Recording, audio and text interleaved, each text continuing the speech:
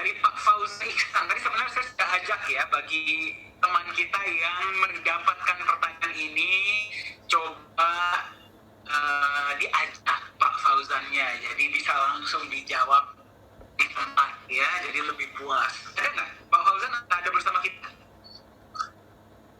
Ada bersama kita? Kalau ada tolong angkat tangan ya, saya ingin langsung menjawab kepada Bapak.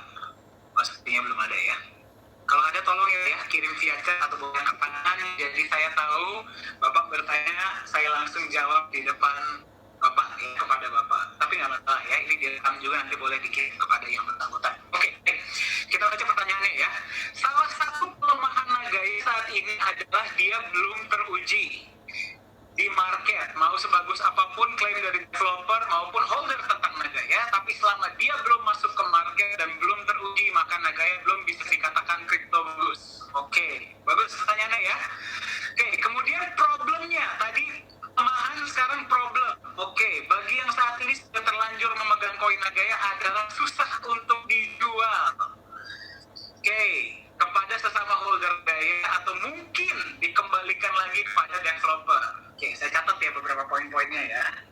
Sulit dijual, sulit dikembalikan.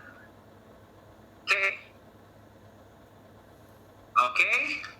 Ini akan berdampak bagi orang yang tiba-tiba butuh uang lalu ingin menjual Nagayanya tapi tidak semudah membeli.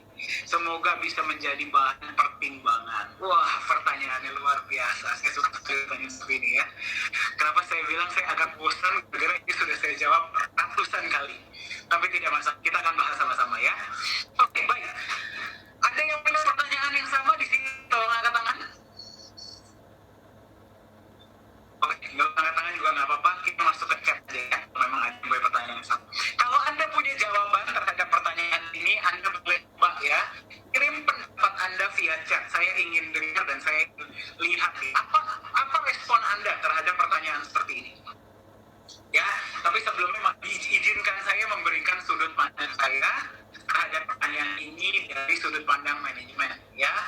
Baik, yang pertama saya ingin berterima kasih ya kepada Pak Fauzan karena di akhir beliau sampaikan semoga jadi bahan pertimbangan. Berarti beliau ini memberikan saran, masukan.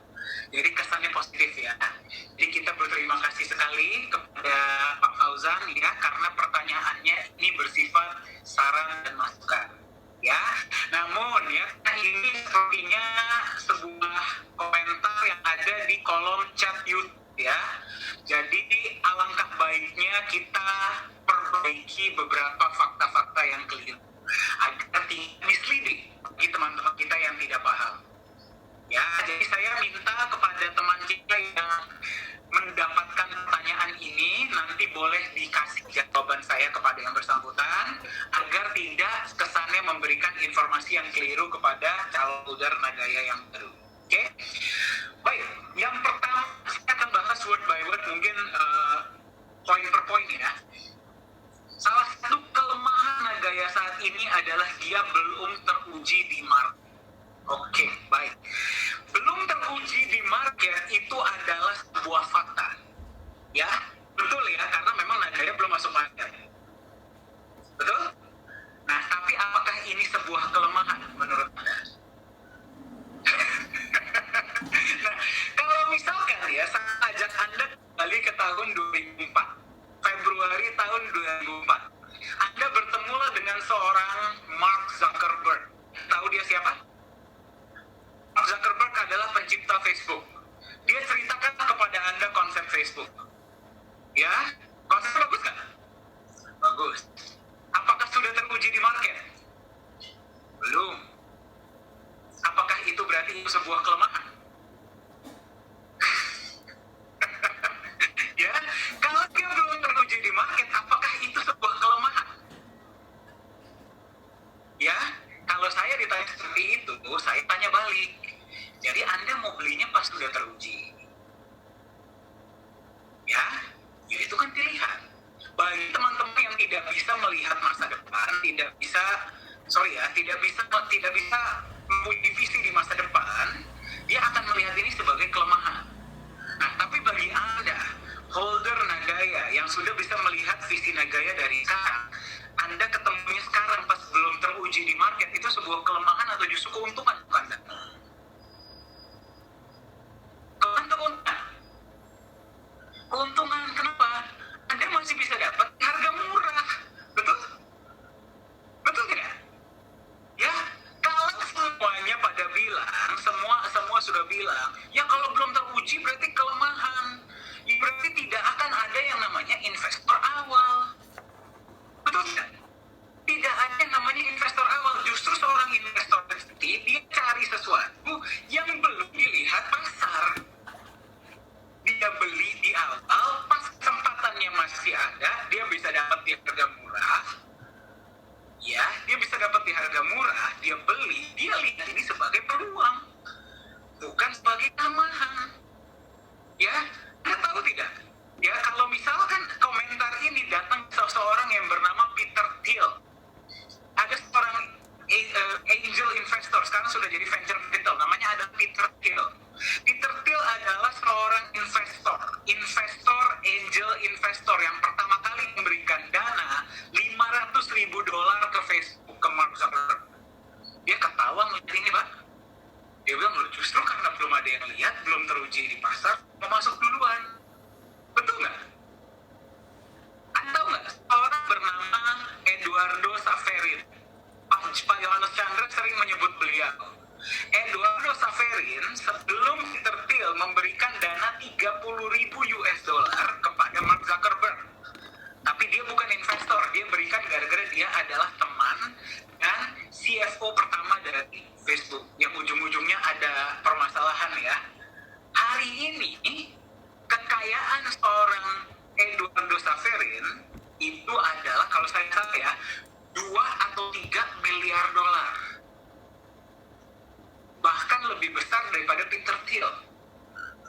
Ya, intinya adalah karena belum teruji di market, inilah kesempatan untuk Anda masih bisa dapatkan harga awal. Betul nggak yang saya sampaikan? Masuk akal nggak? Ya, nah sekarang poin berikut adalah, apakah berarti semua yang belum masuk market itu peluang untuk Anda? Tidak. Tidak. Ya, kalau misalkan poinnya ada, ya udah Pak, berarti kalau semua belum terbukti ya berarti semua bagus. Tidak juga. Anda harus bisa memilih. Ya, Anda harus bisa memilih mana yang berpotensi bagus dan mana yang berpotensi tidak. Nah, sekarang Anda harus paham kriterianya dari mana. Mana yang sudah terbukti bagus, mana yang akan terbukti bagus, mana yang tidak. Ya, simpelnya seperti ini. Ya, kalau Anda ingin melihat masa depan, Anda harus melihat masa lalu. Ya, Anda pelajari pola-pola perusahaan yang berhasil itu seperti apa. Ya, biasanya perusahaan-perusahaan yang berhasil, perusahaan yang terbukti sukses adalah mereka itu pasti punya pola. Polanya apa? Yang pertama, mereka punya manajemen risiko yang baik. Mereka punya manajemen yang baik, yang kompeten. Mereka punya produk yang bagus. Mereka punya konsep yang masuk akal. Ya, produk yang bagus dibutuhkan masyarakat. Mereka punya legalitas dan transparansi yang jelas. Manajemennya punya integritas. Betul nggak sih? Perusahaan-perusahaan hari ini menjadi perusahaan raksasa, ya, Anda coba deh baca sejarah mereka. Anda coba baca sejarah mereka. Dari awal, pola-pola itu mereka lakukan. Kalau mereka tidak lakukan, mereka tidak akan menjadi besar untuk waktu yang lama. Betul? Betul tidak? Perusahaan-perusahaan ini tidak punya pola-pola tersebut, ya, manajemen yang baik, produk yang bagus, punya integritas, legalitas, dan transparansi yang jelas, segala macam. Mereka tidak akan menjadi perusahaan besar. Ya, itulah kenapa resesi itu biasanya terjadi setiap 10 tahun sekali, 12 tahun sekali. Itu gunanya buat apa? Ya, resesi itu seperti, kalau dalam bahasa Inggrisnya itu seperti great equalizer. Ya, berarti dia ini menyingkirkan perusahaan-perusahaan yang tidak kuat agar yang kuatlah yang bertahan. Jadi kalau Anda membedakan perusahaan yang bagus dan perusahaan yang tidak bagus, jangan Anda lihat pada saat lagi market lagi positif. Justru Anda harus lihat ketika market lagi negatif, mereka solid tidak perusahaannya. Ya, dan Anda kalau mau melakukan studi kasus sendiri, Anda silakan pilih 10 sampai 20 perusahaan terbaik di dunia. Anda pelajari sejarah mereka. Ya, Anda pelajari sejarah mereka. Anda lihat kriteria perusahaan tersebut pasti ada benang merahnya. Pasti ada benang merahnya. Walaupun produk mereka beda-beda, jasa mereka beda-beda, tapi ada benang merahnya. Ya, nah benang merah itu Anda coba lihat ada nggak di Nagaya? Ya, ada. Kalau menurut Anda ada di Nagaya, ya berarti kalau kita melakukan apa yang mereka lakukan, bisa nggak kita bilang kita juga akan mendapatkan kurang lebih mirip seperti yang mereka dapatkan? Boleh kita bilang begitu? Boleh dong. Ya, apakah 100% hasilnya? Ya, tidak. Sekali lagi, apa sebuah jaminan? Tidak ada yang bisa memprediksi pasar. Ya, bukan pawang hujan. Kan ingatkan pawang hujan ya. Saya bukan paranormal. Saya nggak bisa memprediksi masa depan. Yang saya lakukan adalah saya melihat ke belakang. Saya lihat apa yang berhasil, apa yang tidak berhasil, apa yang berhasil saya ambil, apa yang tidak berhasil saya buang. Ya, dan saya bangun masa depan berdasarkan itu, Bapak Ibu. Masuk akal nggak yang saya sampaikan? Ya, jadi optimisme yang berdasarkan realisme itulah yang akan berhasil. Jadi Anda optimis tapi berdasarkan data, berdasarkan fakta, bukan cuma optimisme buta. Itulah yang kami ajak di Nagaya. Silahkan lakukanlah riset Anda sendiri. Ya, kenapa Nagaya berbeda dari kripto-kripto lain? Gara-gara Nagaya tidak mau melakukan kesalahan yang dilakukan oleh kripto-kripto lain. Agar yang terjadi ke mereka tidak terjadi sama kita nantinya. Mau nggak? Ketika bear market harga Nagaya nanti bisa turun 50-70%, mau seperti itu? Siapa mau di sini? Gak ada kan? Semua maunya harga Nagaya walaupun turun pun minimal turunnya jangan terlalu tinggi, betul nggak? Ya, itulah kenapa disimpan emas. Itulah kenapa dengan proyek. Itulah kenapa konsep kita edukasi. Ya, nah jadi semua pola ini kita ambil agar kita bisa menciptakan masa depan yang jauh lebih baik. Nah, jadi sekarang saya tanya nih sama Anda nih ya. Anda bertemu Nagaya sebelum Nagaya masuk market. Anda sudah lihat konsepnya seperti ini. Menurut Anda, kelemahan atau justru potensi? Siapa yang berpotensi? Boleh tolong angkat tangan? Coba saya melihat tangannya. Silakan. Kalau Anda bisa berpotensi, berarti Anda adalah seorang investor. Luar biasa. Terima kasih. Ya. Kalau Anda bilang ini kelemahan, mohon maaf. Bukannya berarti apa ya, kalau Anda sesuatu yang belum terbukti itu kelemahan, berarti Anda follower. Terbukti dulu deh baru gua beli. Terbukti dulu deh baru gua ngikut. Bukti dulu baru saya beli. Kalau sudah terbukti, bukan cuma Anda yang mau, semua juga mau. Ya, tapi mohon maaf, nanti Anda belinya di harga yang mahal. Apakah ada yang salah dengan itu? Tidak ada yang salah. Tidak ada yang salah. Cuman Anda pasti berbeda. Potensi yang Anda terima berbeda dari mereka yang beli di awal. Jadi kelemahan atau potensi itu adalah sebuah perspektif. Perspektif Anda melihat dari sudut pandang investor atau dari sudut pandang follower. Ya, dengan pertanyaannya seperti ini, berarti mohon maaf, ini menunjukkan ya, ini berarti melihat dari kacamata yang mana. Dan tidak ada salahnya. Ya, tidak ada salahnya. Anda tetap bisa dapat keuntungan sebagai seorang follower. Bisa. Tapi jangan dibandingkan dengan seorang investor. Orang yang trading di market, untungnya beda nggak sama orang yang beli Bitcoin dari awal? Beda banget. Ya, seperti itu. Ya, jadi tidak ada yang salah, tidak ada yang benar. Cuman ini kita ngomong tentang perspektif, kita ngomong tentang sudut pandang, kita ngomong tentang kacamata. Anda mau melihat tuh dari kacamata yang mana? Ya, kita lanjutkan pertanyaannya ya. Oke.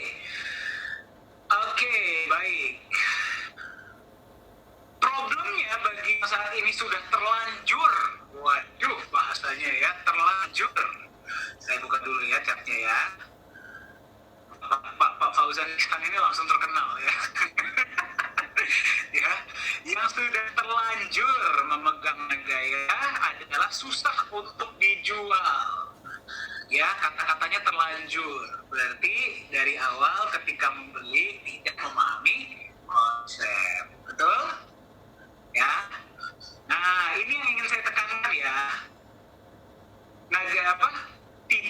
Tidak sah untuk dijual dan jadi tidak liquid tidak kepada sesama holder atau mungkin dikembalikan lagi kepada developer. Pertanyaan saya, kalau kita mau kembalikan ke developer itu susah atau enggak sih? Kan kayaknya kan kita belum menerima request ya. Kalau misalnya dikembalikan itu susah, nanti gampang kok. Kita tinggal kembalikan saja ke burn address. Ya, kalau masanya sudah cukup, Anda keluar. Apa susah sih? Tapi pertanyaannya mau nggak? Rela nggak? Ya, jadi ini yang ingin saya sampaikan ya. Yang pertama tadi Anda melihat dari sudut pandang yang mana? Yang pertama, yang kedua, ya, bedanya seorang investor dan follower. Ya, seorang investor ketika membeli sesuatu, mereka tidak hanya menghitung keuntungan, tapi apa? Ada yang bisa jawab? Bukan keuntungan, tapi apa? Ayo. Kalau Anda sering mengikuti sesi Nagai pasti Anda tahu. Apa mereka hitung?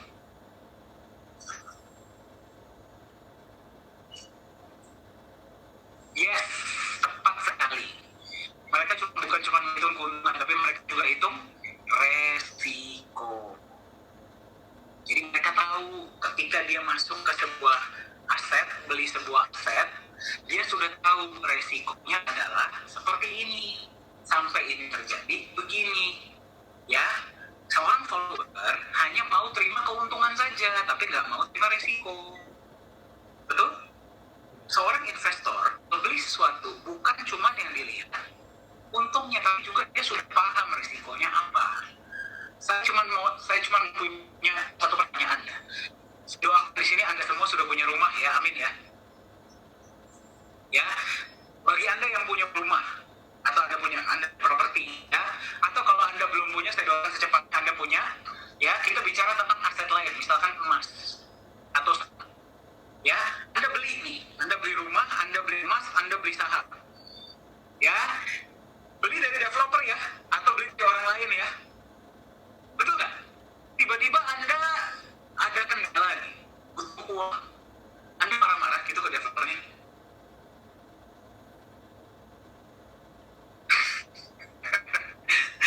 Anda coba marah-marah ke developernya, saya mau kembalikan tapi nggak bisa, saya lagi butuh uang, gini gitu.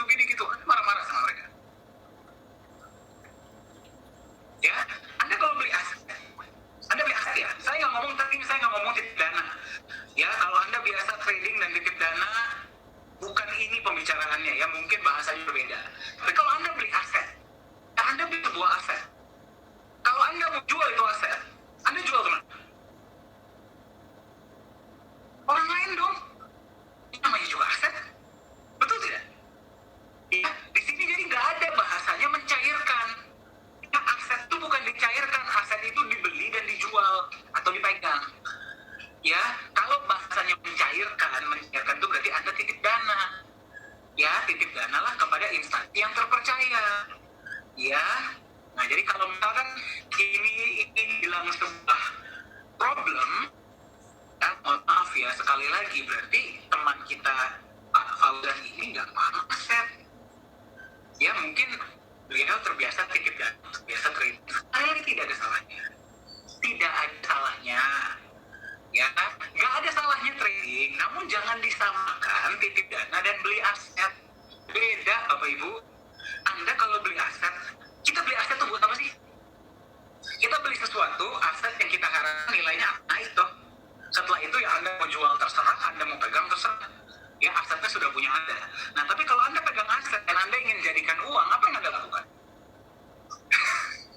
Apa yang Anda lakukan? Ya, Anda jual dong ke orang lain.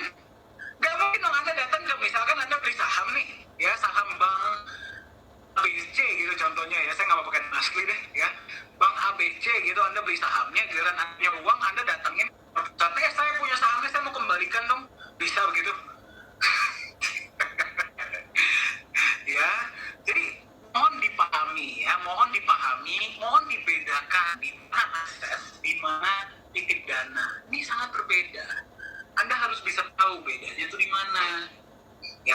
masih belum paham, belajar. Kita buka sesi, ya kita buka sesi gratis kok, semua orang boleh join.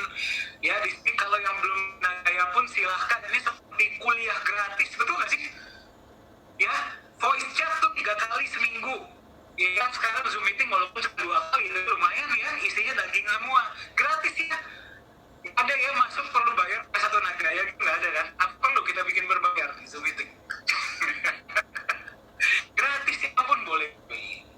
Ya jadi ikutlah, nggak apa ikut belajar, nggak masalah.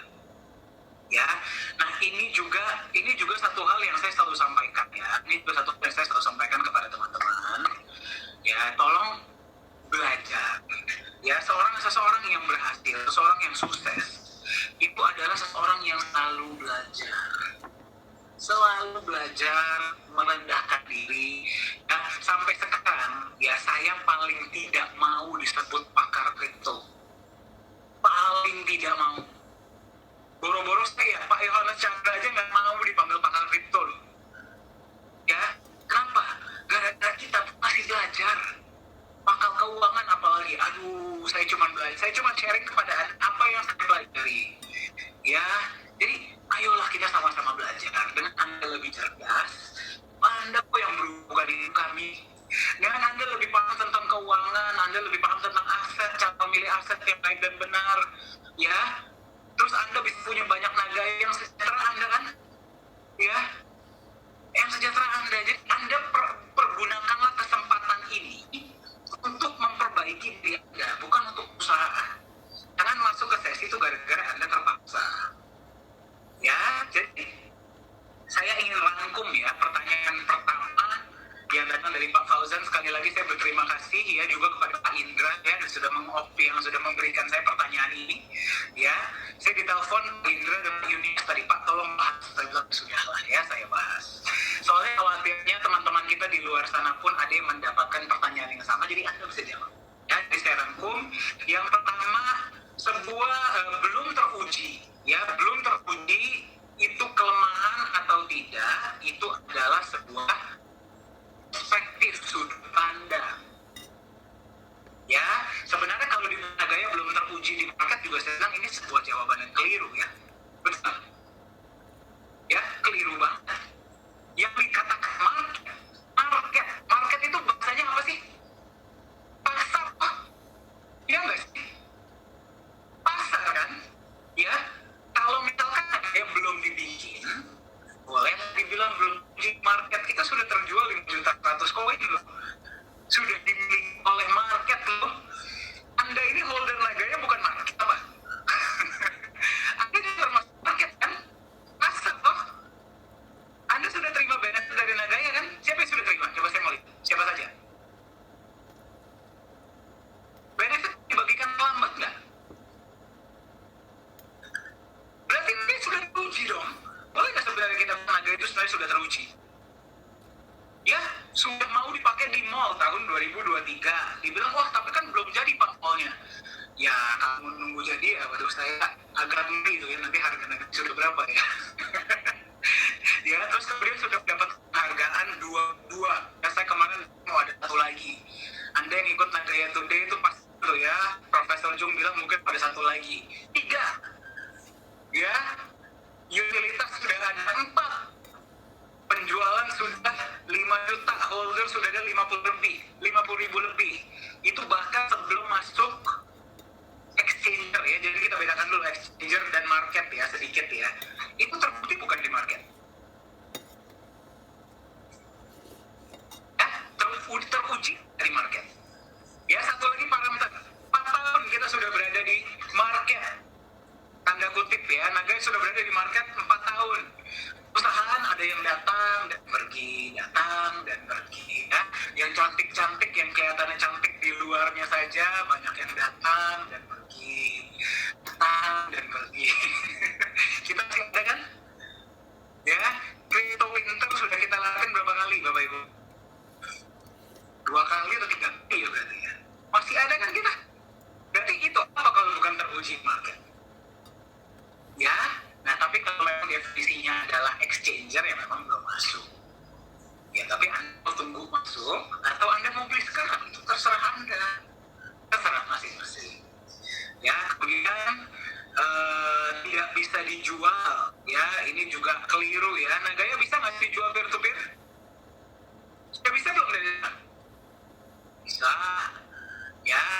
dibilang tiba-tiba saya butuh uang gimana Pak? Ya itu adalah risiko Anda.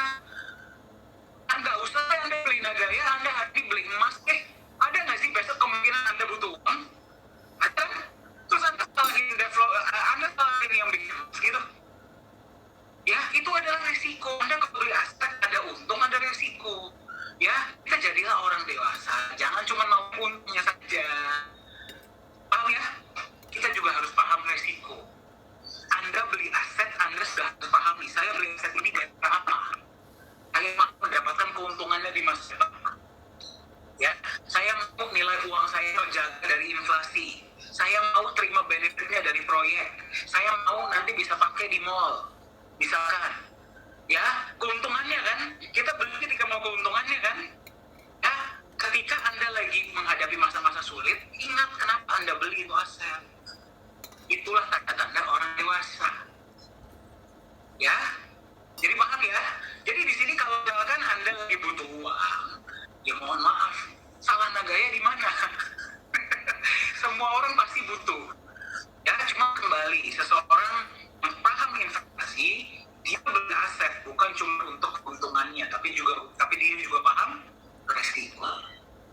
Itulah kenapa seorang investor sejati bisa mendapatkan aset di harga murah dan mereka tetap pegang karena mereka paham kenapa mereka beli. Bukan cuma karena mengikuti arus, ya. Terus kemudian ya itu aja. Ya, semoga menjawab ya. Setengah jam sendiri saya jawab satu pertanyaan doang. Ini nggak boleh seperti ini ya. Masih ada beberapa pertanyaan lagi mesti saya bahas ya. Tapi semoga menjawab ya. Menjawab? Clear ya? Oke. Pertanyaan selanjutnya, terima kasih.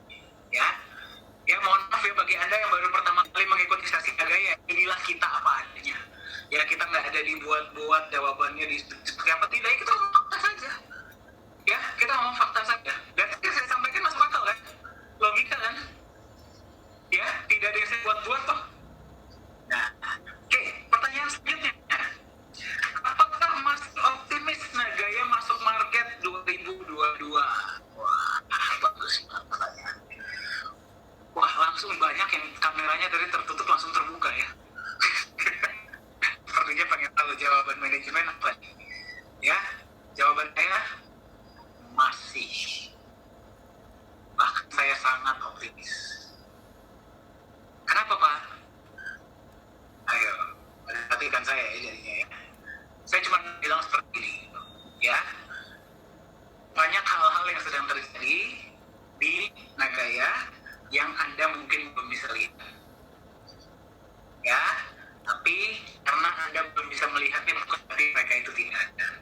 Saya masih sangat-sangat optimis Nagaya masih ke akhir tahun. Ya, jadi ditunggu saja. Saya cuma bisa bilang itu. Semoga menjawab. Ya, oke. Pada penasaran. Kalau misalkan ada yang bilang iya Pak, gimana Pak? Cuma bisa bilang seperti ini. Anda kembali, kalau Anda ingin prediksi masa depan, Anda harus lihat kemana? Masa lalu ya. Anda harus lihat. Selama 4 tahun terakhir, komitmen dengan Anda serius kan? Ya, peganglah keseriusan tersebut, peganglah komitmen tersebut. Itu saja yang bisa saya sampaikan. Ya, karena saya belum boleh memberitahu sesuatu yang belum 100% fix.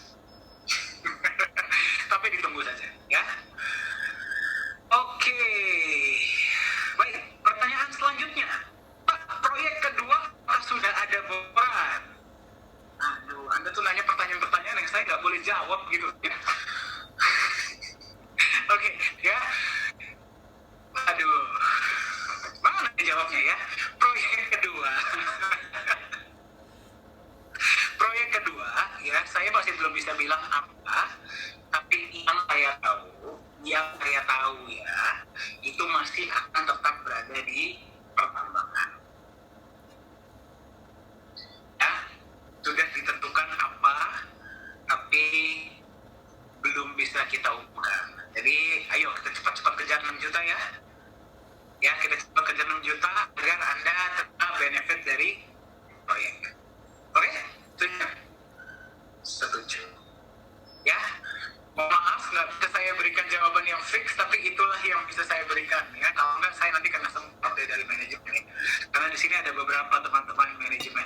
Oke, ada kabar baik. Ternyata Pak Yunias sudah masuk. Oke, mari kita undang ke depan ya. Oke, selamat malam Pak Yunias. Apa kabar Pak? Malam Pak. Wah, lupa ditunggu-tunggu dari tadi Pak. Iya, ini hari ini luar biasa. Bahkan sampai masuk BSD pun rupanya banyak orang Jakarta ini kangen BSD. Itu ya. Luar biasa. Kita bersyukur Pak, berarti ekonomi sudah mulai berputar kembali ya. Betul sekali, betul sekali. Oke, ya Pak. Dari tadi kita sudah menjawab 3 pertanyaan Mbak ya. Dan sudah kita akan jawab mungkin sekitar waktu sudah 7.40, nggak terasa ya. Terus kita 3 atau 4 pertanyaan lagi Pak. Mantap, mantap Pak. Nah, oke, baik. Kalau gitu pertanyaan selanjutnya yang jawab Pak Yunias saja ya. Pak, ada pertanyaan. Oke, Pak, apa kalau misalkan Nagaya punya blockchain tidak ada di exchanger? Oke. Teman-teman, Gaya punya atau tidak punya blockchain itu tidak terkait langsung ya dengan yang namanya exchanger ya. Kan saya kasih satu rahasia nih, tolong jangan dibocorin mana ya. Exchanger. Oh ya, ditop ya. Waduh, nggak jadi rahasia ya. Oke teman-teman, tapi ini sebuah fakta. Ini sebuah fakta yang teman-teman harus paham ya, bahwa exchanger itu bukanlah sebuah institusi validator yang memvalidasi apakah sebuah aset kripto itu benar-benar dijalankan di atas blockchain-nya sendiri atau sekedar nebeng di blockchain online, atau bahkan ini yang menurut saya sih agak ngeri-ngeri sedap nih ya, bahkan ketika sebuah aset tidak dijalankan di blockchain manapun ya, jadi jangankan di blockchain-nya sendiri, nebeng pun tidak ya. Beberapa kasus ya, sejarah catat, seperti kita tahu ada satu koin ya yang scam itu di 2018 ya, saya tidak sebutkan namanya, dan nilai kerugian yang diakibatkan dari peristiwa scam ini itu sampai triliun rupiah ya, triliun rupiah ya, tentunya ini dalam US dollar. Nah, pelakunya sampai sekarang cari juga tidak ketemu, developernya untuk pencipta dari koin tersebut. Dan ternyata setelah diinvestigasi ya kasus ini, terbukti bahwa koin ini tidak memiliki blockchain sama sekali. Padahal dia ada di CoinMarketCap, dia juga sudah diperjualbelikan di banyak exchanger. Nah, ini kan sebuah ironi menurut saya ya. Belum lagi kita merujuk kepada koin-koin yang dibuat meskipun dia ada blockchain-nya ya, entah itu blockchain sendiri atau dia nebeng ya karena pakai smart contract atau yang disebut token ya. Tapi memang oleh developer itu dibuat dengan tujuan untuk rakpul, untuk scam. Jadi hanya untuk tujuan crowdfunding, ya, ngumpulin dana. Lalu setelah itu dia kabur. Ya, jadi memang diciptakan atau dibuat project itu dengan tujuan untuk hanya mencari keuntungan. Tapi secara tidak bertanggung jawab, setelah dia kumpulin dana, lalu dia kabur, dia menghilang. Ya, jadi teman-teman, kejadian ini secara ironis harus kami sampaikan bahwa mereka rata-rata menarik minat dari para investor untuk koin mereka itu karena mereka memanfaatkan misleading information yang selama ini beredar di masyarakat kripto. Ya, apa ya yang dimaksud dengan misleading information tadi? Pertama, kalau mau cari aset kripto yang terpercaya, harus cek apakah dia sudah terdaftar di exchanger. Minimal 1. Ya, yang kedua, harus cek apakah dia sudah listing di coinmarketcap.com atau CoinGecko dan lain-lain. Ya, padahal sebenarnya ya yang saya sebutkan tadi baik coinmarketcap.com, CoinGecko termasuk exchanger bukan validator. Jadi siapa saja developer yang mau menciptakan dia punya kripto ke exchanger, biasanya ini bicara secara general ya, biasanya tidak divalidasi secara ketat, ya, divalidasi secara ketat. Nah, jadi teman-teman ini yang harus hati-hati ketika Anda mendapatkan informasi di luar, ya, karena ini akan digoreng terus. Agaknya katanya punya blockchain sendiri, tapi di exchange belum ada, di CoinMarketCap pun belum ada, ya. Jadi seolah-olah dua hal yang tadi disebutkan itu sebagai lembaga atau institusi yang sah untuk memvalidasi sebuah kripto ini punya atau tidak punya blockchain. Nah, kabar baiknya saya mau sampaikan untuk Anda semua, ya. Nagaya itu divalidasi oleh siapa? Nagaya itu divalidasi oleh sebuah institusi yang diregulasi oleh negara, ya, negara Singapura dalam hal ini. Namanya Access. ACCASS. Ya, ESS. ACCESS. Access. Access ini adalah Asosiasi Cryptocurrency dan Industri Singapura. Kalau ternyata pada waktu kita mengajukan diri untuk mendaftar dan terbukti bahwa Nagaya tidak memiliki jaringan blockchain, maka kita dari awal pasti akan ditolak sebagai member. Nah, tapi kabar baiknya Anda sendiri sekarang sudah bisa cek di website Access, ya. Setelah mereka maintenance itu cukup hampir 1,5 tahun, mungkin karena pengaruh COVID juga, ya. Jadi untuk kita cek member-member, database member itu tidak di open selama 1,5 tahun, ya. Baru 1 bulan terakhir ini kalau Anda cek database perusahaan, ya. Nah, ini dia ditampilkan oleh Pak. Anda bisa cari di sana, ya. Itu akses, ya. Singapore Singapore Blockchain and Cryptocurrency Industry Association. Ya, ini juga blockchain ya, Pak, ya. Ya, oke. Pak Dhani mungkin bisa tunjukkan, Pak. Bisa di klik, ya, yang search itu, oke. Kemudian ketik Nagaya. Nagaya. Nah, ini masih ada bug-nya, ya. Jadi dia begitu ketik Nagaya, dia muncul di pertama. Bapak itu klik saja. Nah, setelah itu kita cari ke bawah. Oke, pelan, Pak. Pelan-pelan, Pak. Nah, itu dia. Sudah kelewatan, kelihatan. Tidak terlalu jauh harusnya, Pak. Oke, itu dia. Oke, ya. Jadi, Pak Ibu, akses yang memvalidasi. Karena saya dari awal tidak bisa membuktikan dia punya jaringan blockchain sendiri, maka sejak awal 2018 ketika kita mendaftarkan diri di Access, kita sudah pasti ditolak. Ini sekedar informasi saja ya, Bapak Ibu, ya. Beberapa aset kripto yang tahu bahwa dia terdaftar di Access, mereka ikuti-ikutan mau daftar, tapi ternyata ditolak. Kenapa? Karena mereka tidak bisa membuktikan jaringan blockchain mereka. Oke, jadi semoga jawaban ini bisa menjawab pertanyaan Anda semua.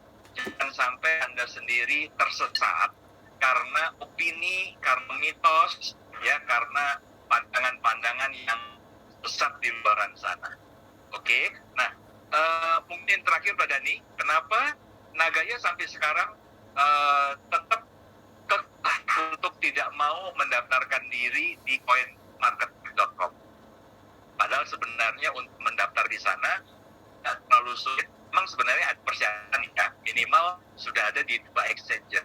Tapi kelihatannya teman-teman, Pak Ibu, ya, belakangan peraturan itu sudah dilonggarkan. Ya, artinya ketika kita masih dalam tahap ICO, kita sudah bisa di situ. Tapi kenapa kita belum mau? Nah, lagi-lagi kita mau mengedukasi masyarakat. Ya, memang kelihatannya kita terlalu idealis, dianggap idealis, tidak apa-apa. Kita hanya ingin menunjukkan bahwa koin yang baik itu bukan karena dia sudah ada di coin market cap atau ada di exchange, tapi bagaimana dia mempersiapkan fundamental sebelum dia berada di market. Anda bayangkan kalau fundamental naga ini kuat, ya, fundamentalnya luar biasa, bagi pemegang menerima benefit yang maksimal. Kita di exchanger, kita sudah kerjasama dengan third party, ya, perusahaan-perusahaan yang bersedia menerima Nagaya sebagai alat bayar. Anda bayangkan, belum masuk exchanger, ya, tapi banyak perusahaan-perusahaan mau terima sebagai alat bayar, ya.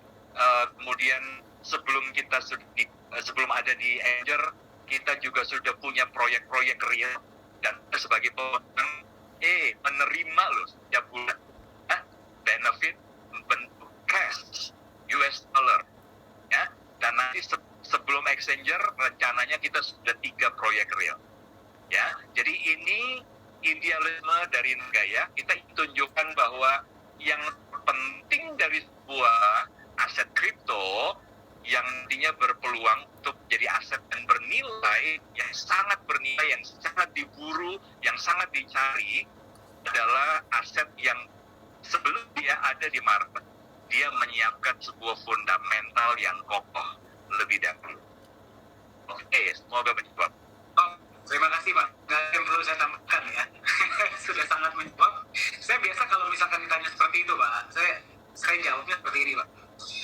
Misalkan ya, saya kan sudah pernah dengar ya. Kalau misalkan saya jualan sepatu gitu, ya. Tapi saya jualan di rumah, gitu kan. Saya buka pintu, saya jualan sepatu gitu ya. Saya nggak jualan di pasar swalayan gitu ya, di mall. Apakah di sepatu saya buat di sandal? Sepatu. Jadi kadang-kadang yang saya juga paham sih ya Pak ya, maksud edukasi mengenai kripto ini satu hal yang saya perhatikan ya. Jadi karena yang pertama edukasi belum banyak maksimal, dan yang kedua yang paling banyak mendominasi market ini adalah generation Y dan Z Pak. Ya, betul. Ya, jadi mereka ini sangat vokal dan mereka sangat paham teknologi Pak. Jadi mereka itu kan senang nge-tweet, senang tutup channel segala macam. Apa yang mereka dapatkan mereka berikan. Nah, jadi kadang-kadang mungkin gara-gara informasi yang maksimal dan itu sudah keburu nyebar. Jadi saking banyaknya informasi seperti itu, dan kita juga paham kan industri baru 13 tahun. Jadi semua orang yang informasi yang tepat, sebenarnya saya bilang kurang tepat ya, jawaban tepat, informasi yang sebenarnya faktual yang didapatkan dari ilmu ekonomi, ilmu perbankan, keuangan dari ratusan tahun yang lalu itu belum nyampe Pak ke sini Pak. Jadi sudah keburu mitos-mitos ini sudah keburu besar. Ya. Ya, jadi ya kita juga paham. Ya, jadi sesuatu yang tidak akurat kalau diulang berapa kali itu dijadikan fakta Pak. Ya, jadi hanya bisa waktu yang membuktikan. Waktu yang bisa membuktikan. Ya, hanya waktu bisa membuktikan siapa yang benar, siapa yang salah. Seperti tadi, kita tunggu aja bear market. Lihat ya bear market kemarin, berapa banyak kripto yang gugur? Banyak ya Pak ya. Ya. Ya, jadi ya benarnya tadi juga pertanyaan dari Pak Fauziel, sebenarnya ada benarnya. Hanya market yang hanya waktu yang bisa membuktikan, dan nanti ketika kita sudah masuk di exchange, baru kita bisa ketahuan benar-benar solid nggak. Nah, tapi poinnya ini loh, saya ingin teman-teman pahami. Kalau kita melakukan sesuatu yang dilakukan orang-orang dan kasih, kita lakukan hal yang sama, kita juga mendapatkan hasil yang serupa. Kalau kita melakukan hal-hal yang sudah terbukti tidak hasil, kita lakukan juga, ya kita juga akan mendapatkan hasil yang serupa. Nah, itulah kenapa Nagaya dibuat dengan fundamental yang bukan hanya dipelajari dari market itu, tapi juga dari ilmu keuangan, ilmu perbankan, ilmu ekonomi, dan sebagainya.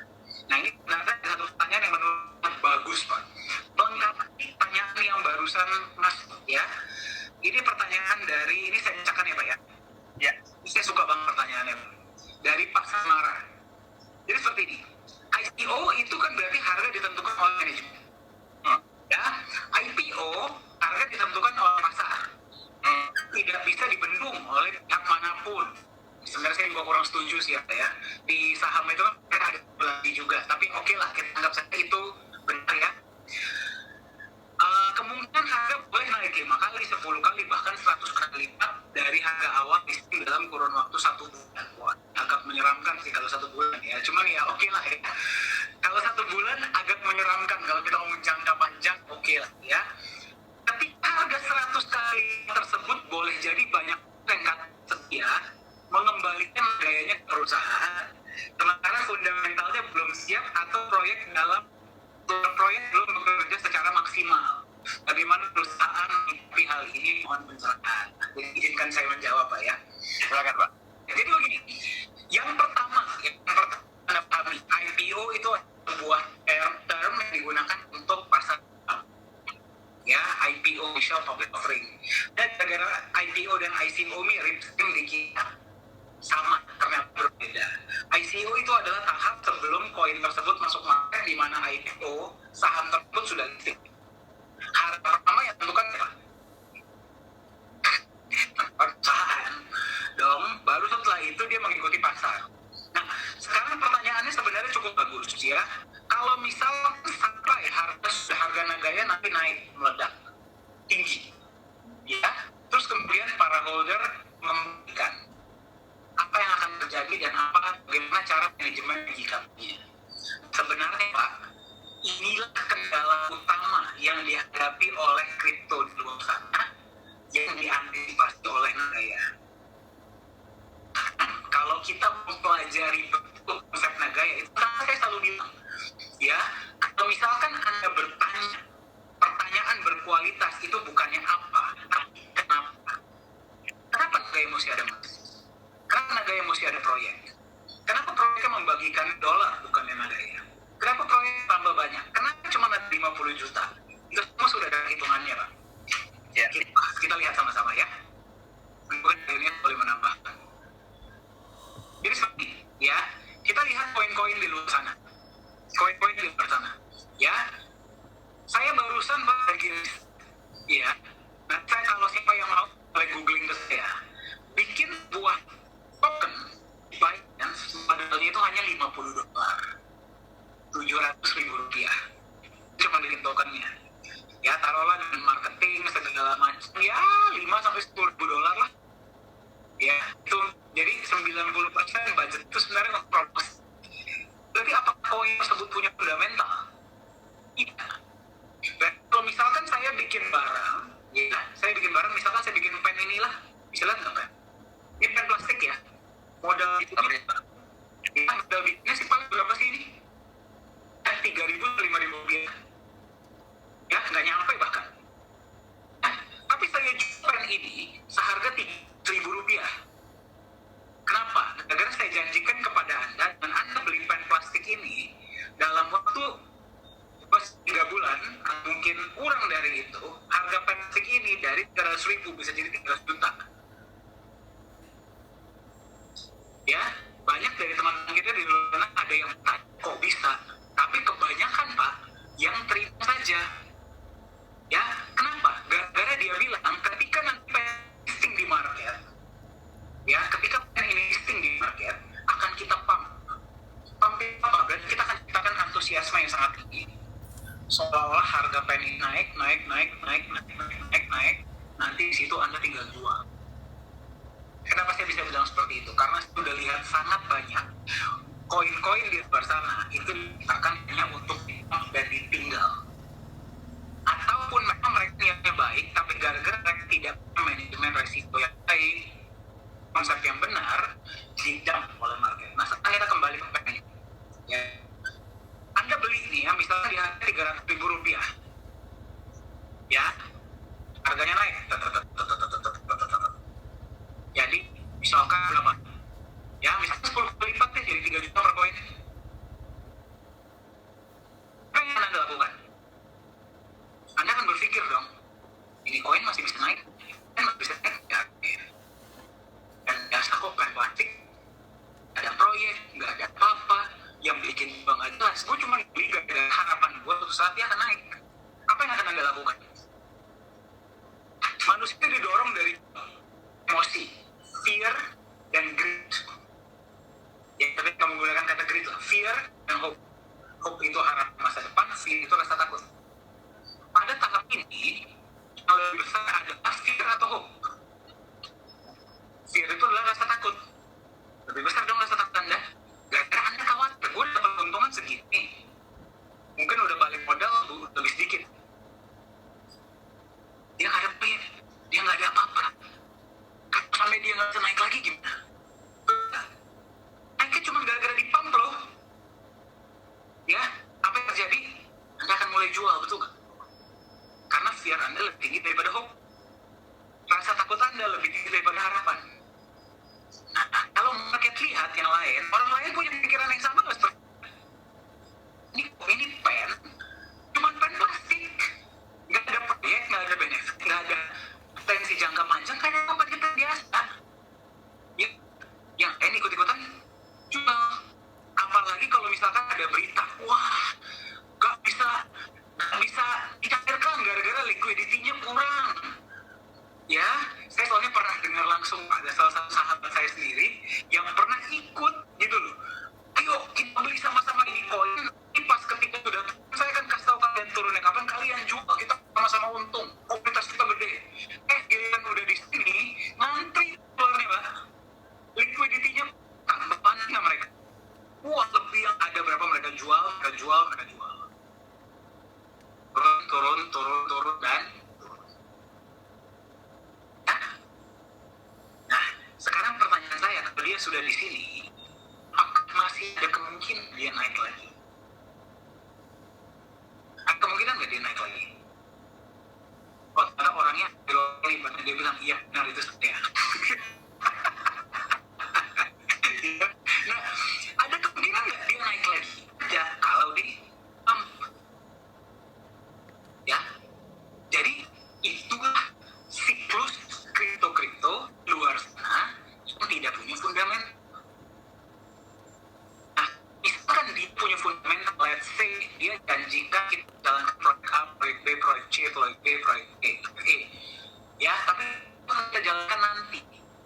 Pertanyaan saya, kalau sebuah sudah dipakai, apakah ada keharusan koin tersebut menjalankan proyeknya? Tidak. Tanggung jawab semua lepas. Bisa nggak kalau pada tahap ini, udahlah, udah ngumpulin duit cukup nih di sini, jadi santai-santai aja deh? Mungkin. Biarpun dia jalankan proyek pun, yang akan terjadi adalah apa? Up and down kan? Itu kan? Nah, sekarang mari kita lihat gaya. Itulah kenapa saya bilang kita memprediksi masa depan kalau kita melihat masa lalu. Kita pelajari apa yang kurang, ya, dan apa yang bagus.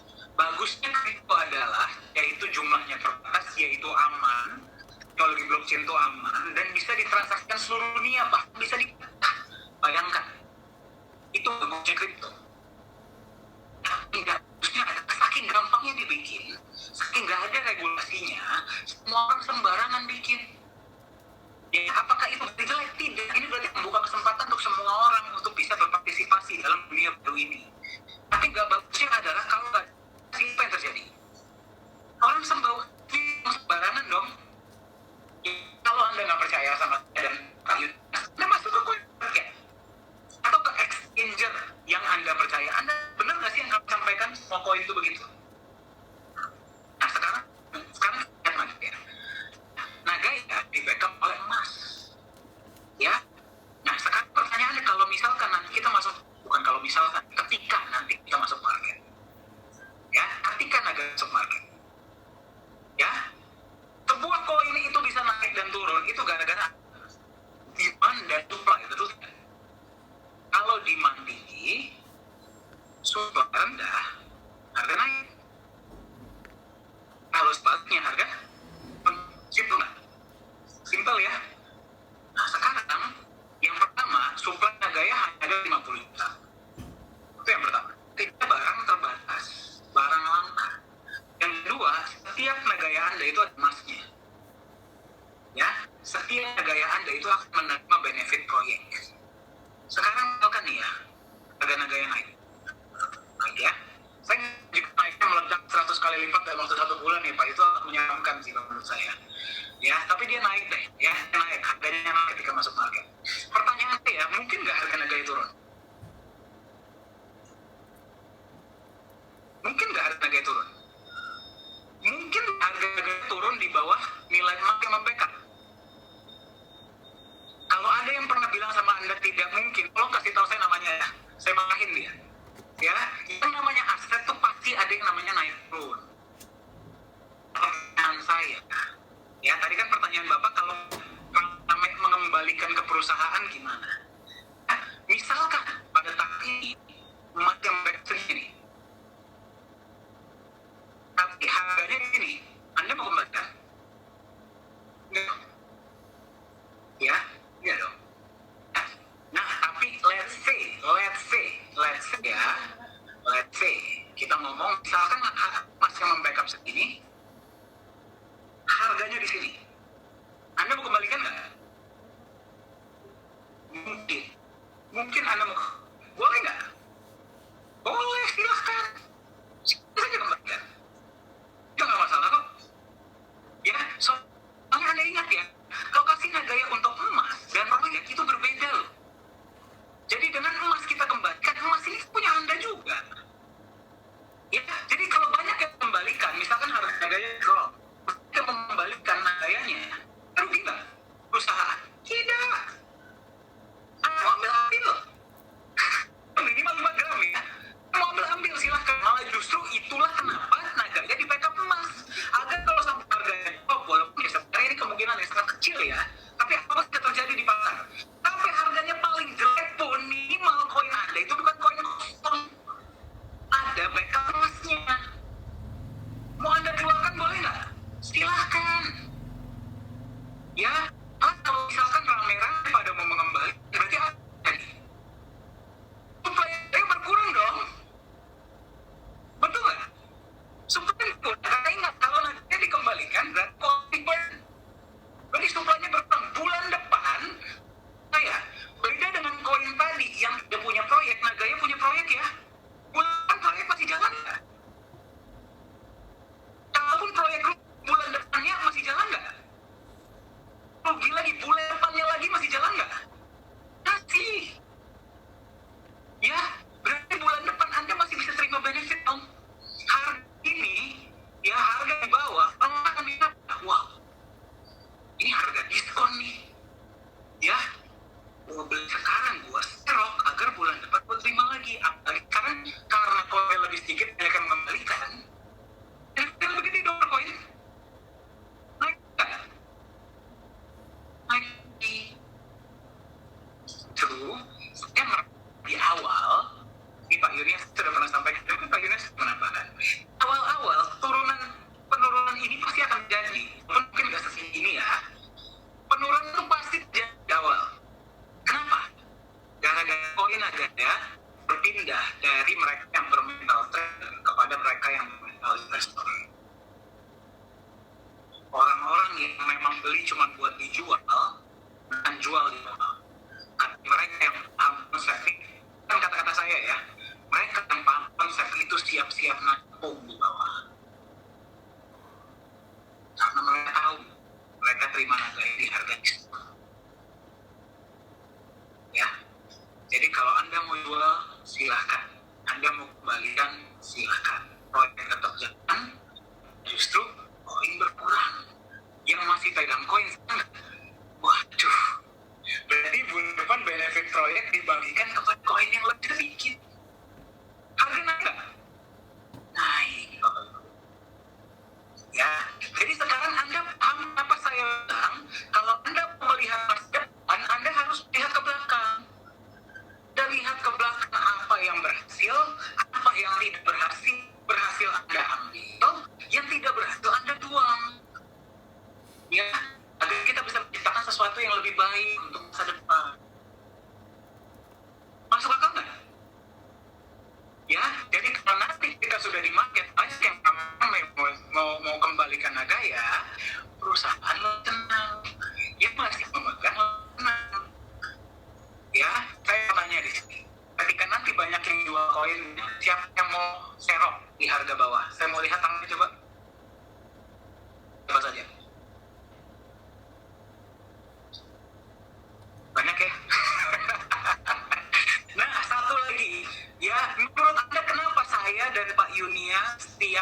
Senin, hari Jumat ya Pak ya.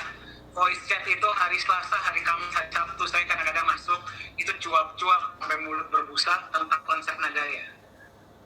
Ya, karena kalau Nagaya sebagus ini, tapi holder-holdernya nggak ada yang paham, nggak ada yang tahu benefitnya apa. Dan itulah kenapa fokus kita adalah edukasi. Kita mau Anda paham apa sih yang Anda pegang, koin apa sih benefitnya, apa aja sih. Ya, apakah ini nanti setelah kita masuk market? Tidak.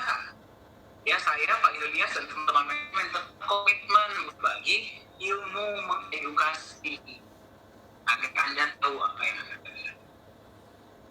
Maka, jadi kalau misalkan banyak yang membagikan, banyak yang digital, bermasalah untuk Anda ya. Ilyas, mungkin ada yang mau ditambahkan, Pak? Oh, sorry, kemute. Oke, saya pikir jangan udah super ya, super luar biasa teman-teman. Jadi mungkin saya mau tambahkan, ini bisa dikatakan konsep ya, konsep, tapi mungkin sudah lama tidak disampaikan di sesi training ya. Izinkan saya malam hari ini saya tunjukin ini konsep pembuangan Nagaya. Jadi barangkali ada beberapa kawan kita dan yang baru ya, termasuk baru. Silakan. Bisa dikasih hak untuk ini Pak, share screen. Oke, jadi teman-teman, nah ini ada fitur yang namanya Nagaya ya. Kita akan lihat ya, ini hodler Nagaya paling diuntungkan dengan konsep ini, karena tidak.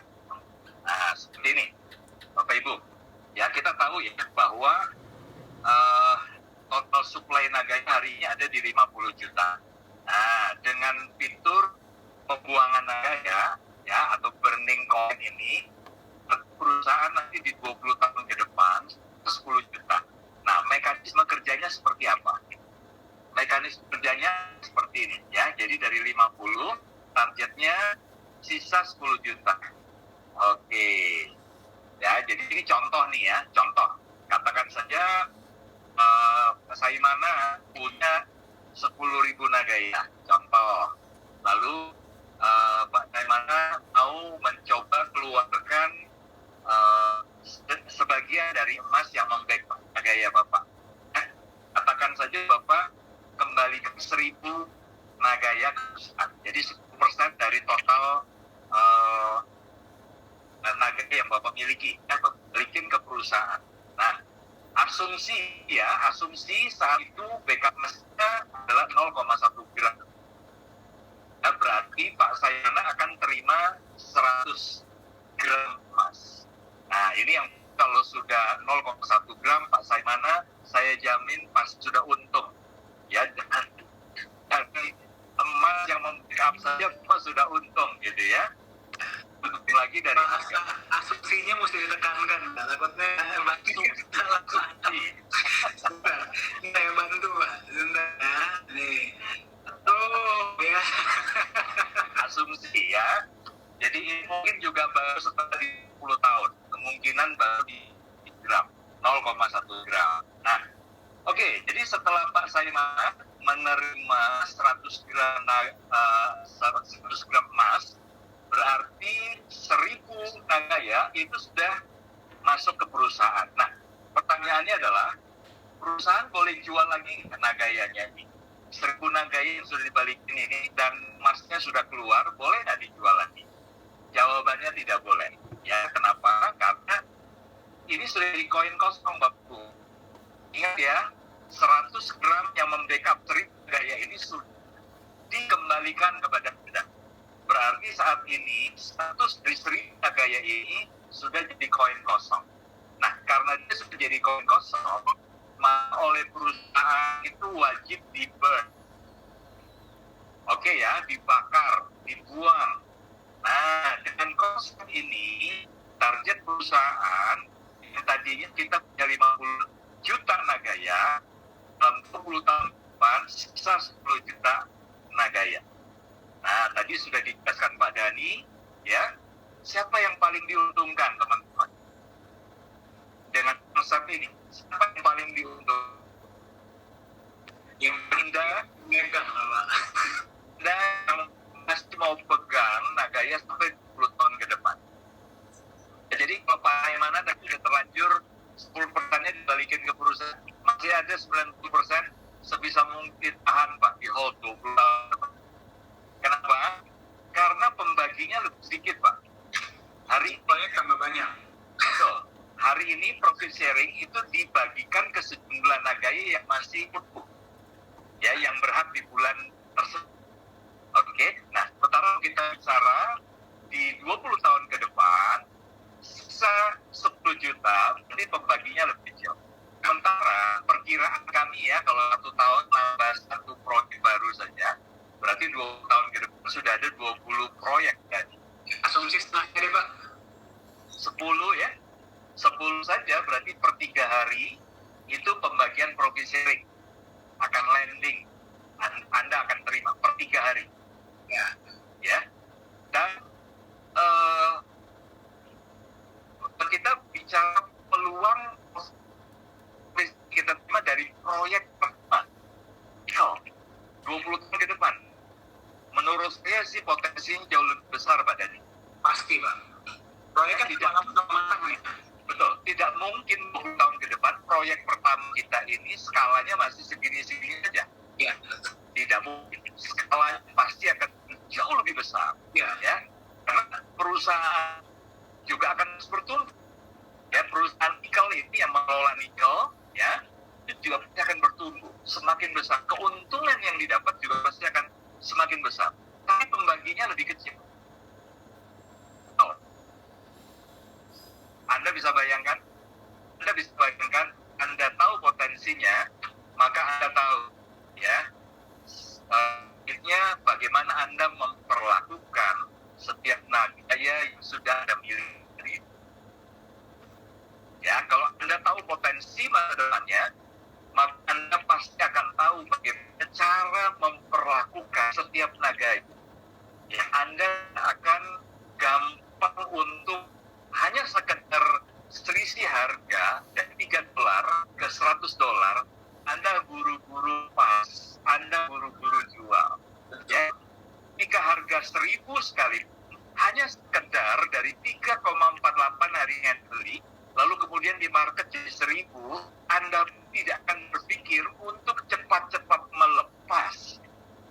Oke, itu bagi Anda paham ya. Nah, tapi bagaimana dengan mereka yang paham? Ingat, Pak Dhani sudah jelaskan. Kalau tidak paham, mereka akan melepaskan karena mindset trading mereka cuma ambil momentum kenaikan harga. Selisih keuntungan dari 3,48 di $100, itu saja yang mereka mau ambil, momen itu. Tapi ingat ya, Nagaya yang dilepas di harga $100 itu pasti ada yang drop. Itu cuma berpindah tangan ke holder yang mentalnya investor yang banyak. Semoga itu Anda. Semoga itu adalah Anda. Ada di sini tangannya udah siap-siap. Lihat lo ya, lo jual gue ambil lo.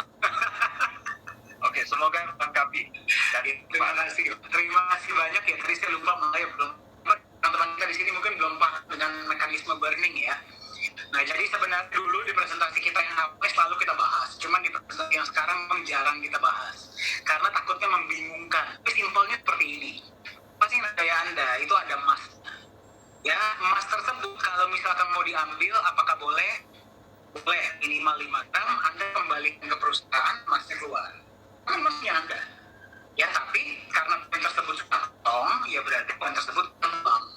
Berarti berkurang dari suplai total. Nah, berarti koin Nagaya kan nggak bisa tambah, cuma 50 juta. Ya, apalagi ini berkurang. Koin berkurang atau bertambah? Bertambah. Proyek yang sudah jalan, tambah matang loh.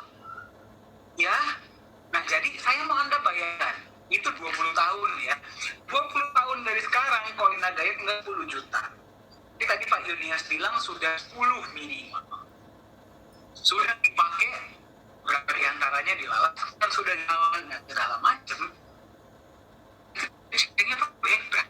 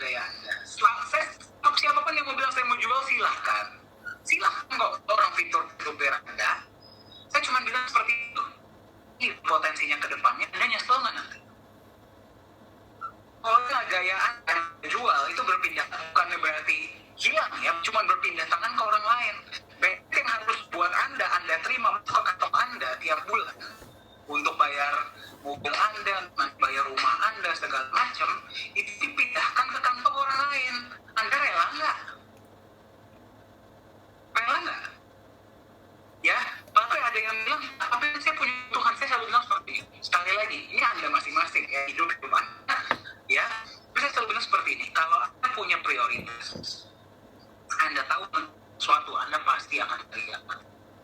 Kalau tidak, Anda akan cari alasan. Ya, Anda mau jadi yang mana?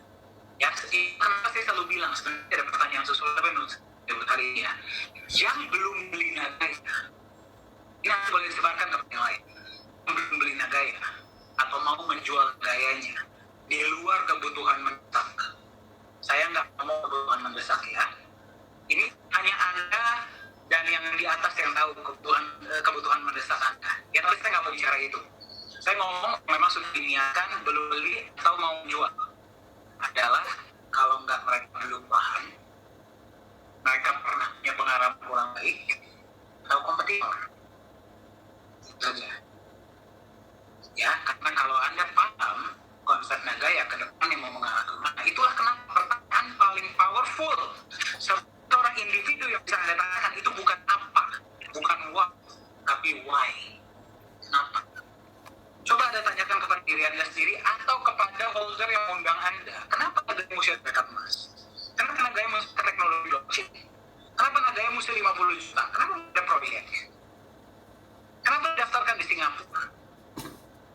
Ya, kenapa memilih unit sebagai BDM? Nah, semua itu ada dasarnya. Ya. Ya, itulah kenapa sebagai pembelajar di Nagaya kami harapkan Anda ini menjadi seseorang cerdas. Seorang yang cerdas itu adalah seseorang yang tidak pernah belajar. Ya, yang cerdas, pertanyaannya pun cerdas. Karena kualitas hidup Anda ditentukan dari kualitas pertanyaan Anda. Nah, jadi kalau pertanyaan Anda cerdas, Anda juga akan mendapatkan jawaban yang cerdas. Begitu. Ya, oke. Sebenarnya masih ada beberapa pertanyaan, Mbak. Tapi sepertinya waktunya sudah nggak cukup, Pak. Ya, mungkin akan bahas lagi di selanjutnya kalau ada kesempatan. Ya, tapi bagi teman-teman, kita tetap ada sesi seperti biasa hari Senin, di hari Jumat, voice chat di hari Selasa, Kamis, dan Sabtu. Ya, jadi teman-teman silahkan ikuti, bahkan di voice chat Anda boleh langsung tanya, ada manajemen, senior holder, dan lainnya. Ya, jadi silahkan ikuti sesi-sesi Nagaya, karena sekalian Anda dapat hal baru kan yang pelajari. Betul tidak? Mendapatkan hal baru dan mendapatkan kegiatan baru loh, informasi baru loh. Makanya jangan sampai tidak ikut. Ya, fokus ketika ikut sesi Nagaya. Nah, juga satu lagi, kemarin Pak, sebenarnya ini nanti mungkin Pak Yunis yang boleh bagikan ya, kita memang lagi buka program mentoring. Ya, tapi ini memang khusus hanya untuk teman-teman yang terpilih oleh para senior. Jadi Anda akan lebih dekat dengan kami di manajemen. Kita punya beberapa program-program agar kita bisa mencapai goal kita di akhir tahun. Jadi kalau Anda merasa Anda adalah seorang yang layak ya dan mau berpartisipasi, ingat tidak mudah, tidak semua bisa join. Ya, silakan hubungi senior Anda agar Anda bisa mengikuti program mentoring di Nagaya. Ya, Anda seperti jadi kita sedang mau mengangkat tentang Nagaya, bukan cuma di Indonesia tapi di seluruh dunia. Apakah Anda mau dan menjadi duta Nagaya? Silakan hubungi dengan ada informasi ini. Ya, oke Pak, sebelum kita tutup seperti biasa Pak, kita bareng dulu. Nah, jadi menjadi pengingat ya. Silakan kamera dijalankan.